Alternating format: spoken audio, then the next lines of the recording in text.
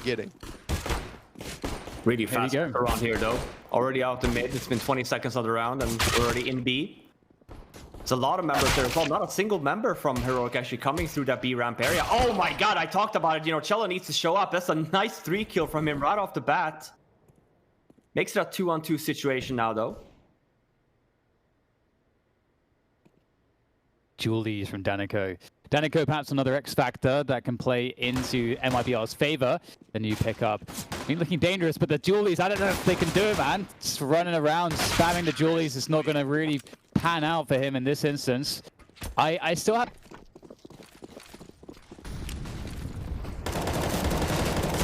Oh, that's lovely from bolts. Danico as well, he's someone who's impressed us, but it's a slow start for him over here in middle. 0-4 currently. You know, first rifle round, he's already out of it, so not ideal. But we are into this 3-on-3. At least, you know, bolts' efforts aren't entirely in vain. You don't have the man advantage. That part really does suck. But at least you've been able to keep it even odds and force this slowdown from Heroic. You've denied the mid control as well. And that's information that you've got thanks to Yell on this AWP in construction. So Heroic going to look elsewhere for solutions to this problem. And they think that the A site might feel a little friendly. Niko's just holding on for any B aggression. This is really ratty. Like, this is a rat-tastic play from Niko, isn't it? Hoping that you get someone just having a little look, just trying to get the info, and then you blindside them from the bottom of B. Thing is, he doesn't want to wait there for like all eternity and then be useless in the in the post plant, so he does start to leave it now. I'm curious if he's going to join them at ramp or if he's going to maybe take an alternative route here. I imagine it is just going to be a 3-man grouping, right, and hit this A bomb site. He might go hut as well. Normally when you have situations like this, if it was a 4-on-4, the Niko position there at B, you tend to just be there to hold the rotations off because you tend to know that teams tend to play a lot of A retake, which is very much what we see here from MIBR. The same thing there on the 3rd man. If you don't come with, you obviously tend to just hold the flank instead. This is a good spot to be in here though if you're Heroic. We kind of know as well that MIBR doesn't have any utility left to try and retake this bomb site, so neither does Heroic. And normally for T's then we tend to be a little bit more aggressive, but still a very bad spot to be in here for your MIBR. Sure, you get the first one, but look at these positionings now. Maybe a little bit of a double bait here set up from the scaffolding area.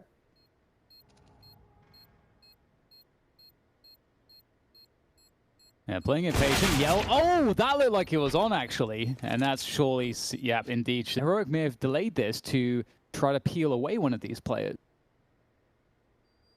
Yeah, but instead it's going to be, yeah, it's going to be a stack instead. Very quiet all over the map.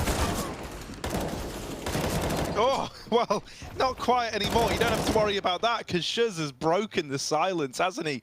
3 kills from the short side, and this little partial buy from MIBR. Oh, it's been beautiful chaos over at the ramp side. Niko all alone. And that bomb even, you know, just being a little bit forward is kind of tenuous at best for him to go and get. He grabs it, still throwing all his utility in towards this A site. And he looks like he wants to commit, even knowing that this site is stacked. He's moving in, and there it is, right? Gets punished for it by Cello. MIBR, they do it with you kind of turn this engagement into the site into a 5v2 in this instance for Heroic, if this is what they're planning to commit to. This boost as well is great to catch a player playing default. They don't throw any of the utility. Instead, they're just peeking dry with a couple of flashes to supplement this play, and it's all gone wonderfully for them. Yeah, that's a really good round by Heroic here. Even just started the round, we have Kaden going over to A, gets the kill on Yell, but even if he doesn't, I think the intent there is just to showcase that, hey, we're trying to go for a pick on A here, but it was a very fast B execute after that. Getting position, get the boost up there, and the entries obviously come after that. And I mean, I like it. I think B in general, when you do a full-blown execute, like they can work out, but there's still such a long way that you kind of have to run up the ramp area. A ramp progression. Borup going straight in there, looking to find those entry kills. Oh, Danico, he's brought out the shotty, and he's found himself 2, and that's not a bad start here. And he's caused problems. He's slowed Borup right down. He's going to have to try to deal with this. It's Danico's sandwich, but he might be able to make something of this. Jumping forward, caught by Katie in mid-air, but Yell's there as well to take down Borup, and it's a lot of trades back and forth there. And as the dust settles, we can see Storn has moved his way into that B site. He has forward position, now occupying the attention of MIBR. And And the swing is going to work out on the trade for bolts. Cadian by himself. What a crazy round so far. And it's over with MIBR just barely holding on. Thanks to the heroics of Danico with the... Playing more of these like retake situations, allowing more freedom for the heroic players. This is the boost I was talking about. Normally when we talk about the expo flash coming in, just running straight from the ramp area there, it just takes a lot of time. So before you actually do a BX, like you kind of try to get yourself in a position in the left side or right side there, so you can have a little bit more runway with the flash. Probably going to be doing some expo flashing for some expo peaks. And then potentially down with the fallback. Yeah, we see it here now. They're pushing into ramp, so mid-round aggression, but Heroic is ready for it. Great positioning. Burn them all down. It's going to make life quite difficult. Yell here. No stranger to some heroics himself, but unfortunately may want to just try to keep this off into the next round at this point. Really don't know too much he can do here against 4 players. Get some kind of damage. He's got to be so careful there not to get caught off guard. Oh man, he really does not scared, is he? Yeah, not really too much choice but to perhaps wait out some of these smokes. Another... They can still wait for these smokes. I was going to say, they can still wait for these smokes as well. The worrisome part for MIBR is that they don't have mollies. They do have smokes though, and flashes for the smoke wall. So normally you would like at least the one molly to smoke off the molly off the sandbags. But here comes the execute. Smokes were in. Trying to get in more of a position. Just a one flashbang. It's a bit of a sloppy retake, I'd say. And Heroic, they're very happy about that, knowing as well they didn't have a lot of nades on their bank either. Just the one flashbang left on Stavin. So had MIBR actually done a proper retake execute here, I think it would have been a little bit safer. But Yell gets at least a few kills on the board, but decided obviously this map. But 8-4 up. Economy is starting to build up a little bit, but probably not where you would have expected it to be considering they're 8-4 and up. But we're back on the B train. I think that, I don't know if it's Cadian making these calls, but this is a wonderful call again here from Heroic. We see the tendency as well from MIBR trying to offer that aggressive A play this time around, leaving only one player at B. It's still close to a 3-on-2 situation now. Bomb has not gone down yet, but Yell is now extremely low instead, 23 HP.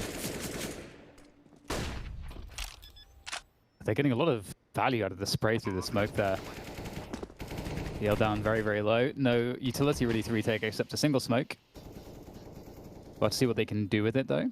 And safe call. I think that's a very... somehow find some value here. And once again, we're going to see the B play coming through from Heroic. It's going to be a bit slower, just contacting it in. And again, it's just, it's so explosive. Although Boss might be in a position to do some damage.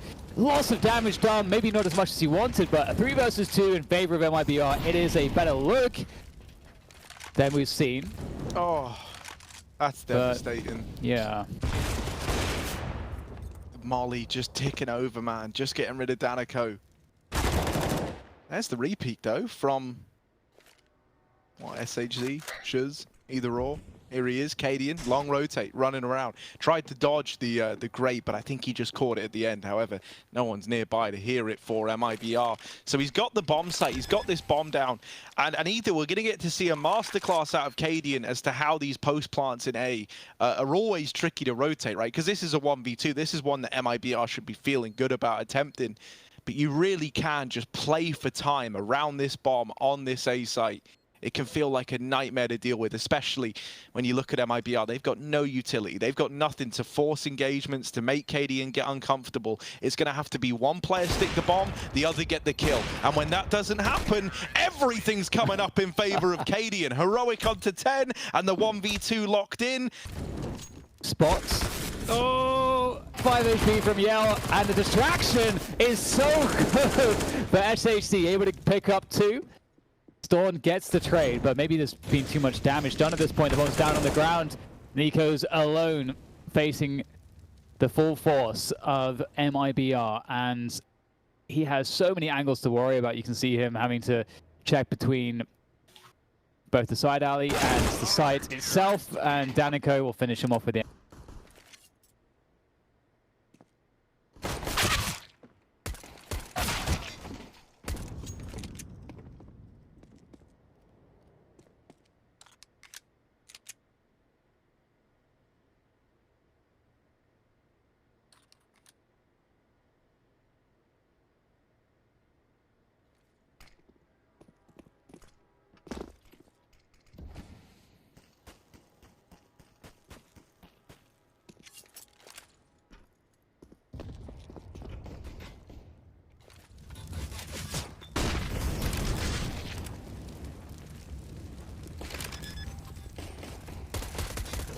Looking pretty good actually at the moment here for Mibr on this start. You really want to see them have a way to get back into this one, make it competitive, and it's looking really competitive right now. Niko trying to get himself some love with the USP, although he will be denied. It's unrequited love.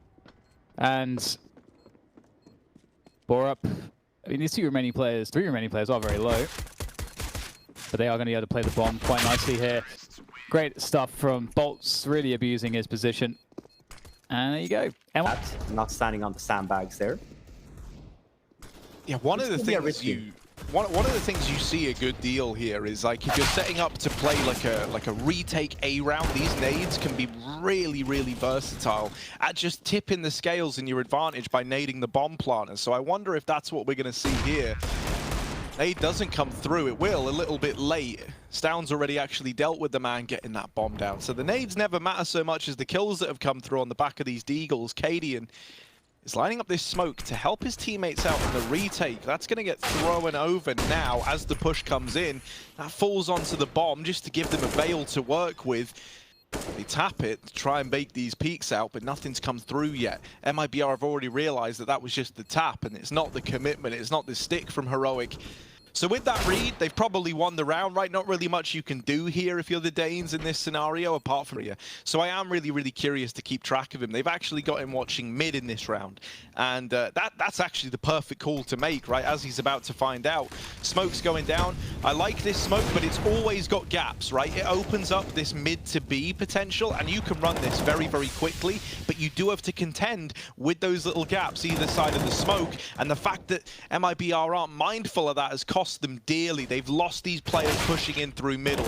They catch Tessez flanking. Now that is a huge kill to find, because now options have reopened to Mibr. They don't actually have to commit to B anymore, and you already see this lone player for Mibr maybe given the opportunity to duck out of there. However, right now they are still fighting for this control. Yell in with one. Still looking like they're going to commit into B thanks to having Yell so deep in the bomb site.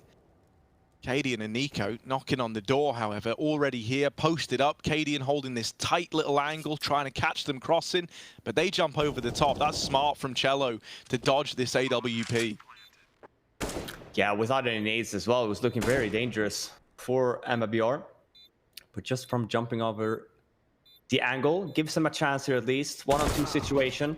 Cadian with a nice little angle hold though, while Niko is clearing the bomb site. Another round on the board though for Heroic.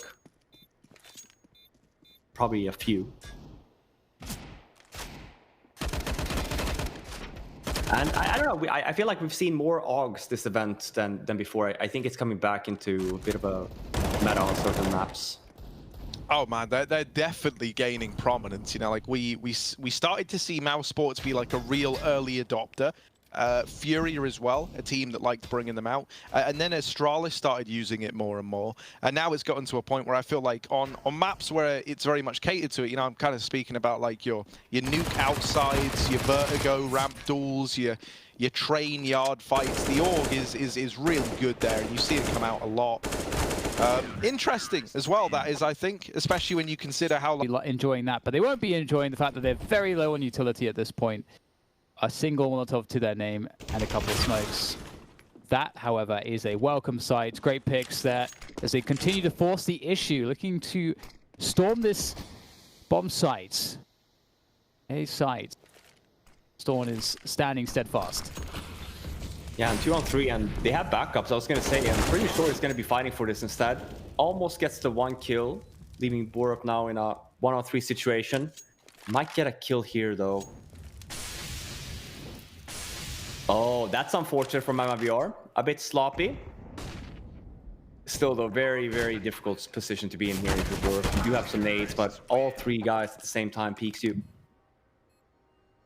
I think one thing you can already racked wide open, and you can already paint a very good picture as to where the T's are likely going to be hiding in that post plant. I do like that from Heroic. I love the way they... Oh my god. Oh, that was weird. That was awkward. Cadian.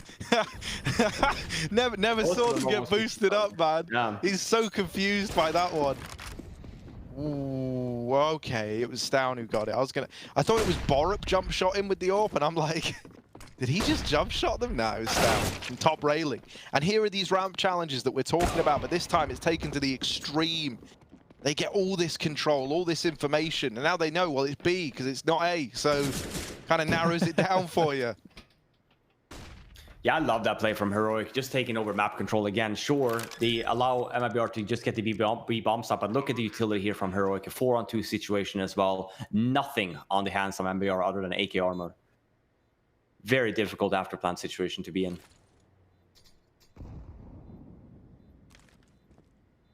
Taking their time. No rush. Close to half of the bomb timer is gone now, and now we start seeing the nades coming in. Yell gets flashed, and he's Molotov away. Look at the positions they find themselves in. Has to hit headshots, and as I say that, Cello with 3 nice kills makes it a 4. Is there? Even though Cadian is $2,000, he saved that money. I'm never a fan of decisions like that on Vertigo. It feels like kits are one of the most important things you can have on this map, with how often rounds come down to retakes. And so not having that really can hamstring you. Won't matter too much because this is already looking very, very one-sided. Ooh, that's a nice catch. I was going to say, they shouldn't be ready for Cello, and yet Stown was. Yeah, he's having a great game, isn't he, so far? And that really changes the feeling, the temperament here from IBR. A lot more coy going into the site. They don't know how many people can be here at this point. And they may have to reconsider their options here. They may have to try to double back towards a ramp. They could try to force the issue. They have utility to do it, to run and execute. But at the same time, from a timing and positioning perspective, Heroic could have, you know, a pretty solid defense there, as solid as they can have with 3 players remaining. MIBR no longer have the benefit of the timing that Cello gave them because Storm has taken him out. So this gets really awkward all of a sudden. And I just love this from Heroic. We mentioned it on A as well, but just the fact that they're continuously, you know, don't mind taking these aggressive spots. You would never, I think that Stavin would be so close.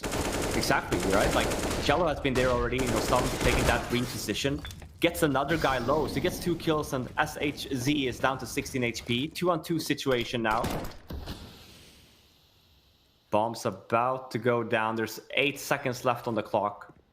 Here's your window with the bomb going down. That's when I was talking about. You get the one-on or 2-on-1 situation, rather. But that's a bonkers shot from Yell onto Testis.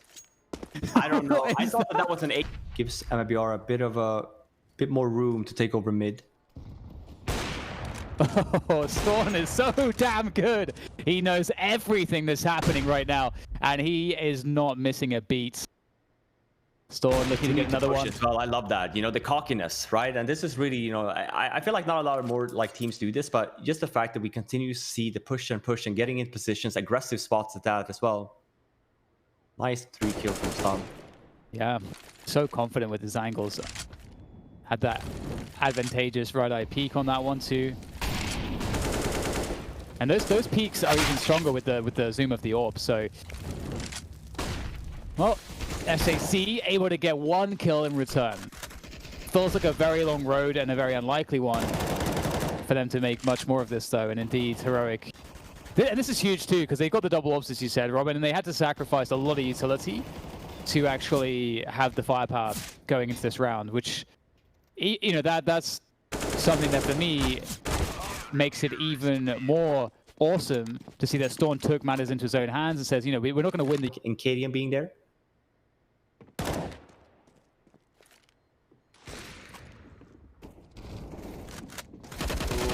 Ooh, Niko. Yeah, gets stuck out there. They know where he is. They get him nailed down, but Tessas is taking everything away. Has now support from Stown back here in CT as well. There's that annoying smoke that he's going to have to deal with, but there's a big gap in the right-hand side.